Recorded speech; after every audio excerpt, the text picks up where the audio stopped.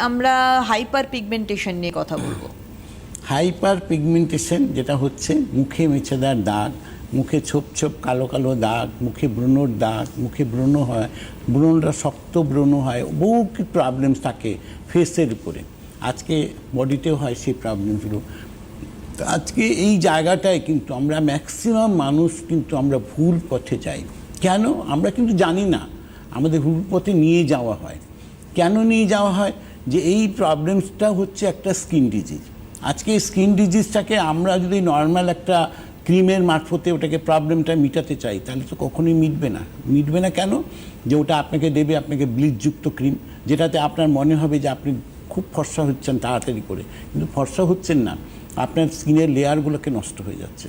এবং ধীরে ধীরে করে একটা টাইম আসবে যখন দেখলেন আপনি যখনই ক্রিমটা ছাড়ছেন তখন দেখছেন আর বাড়ির থেকে বেরোতে পারছেন না। কেন?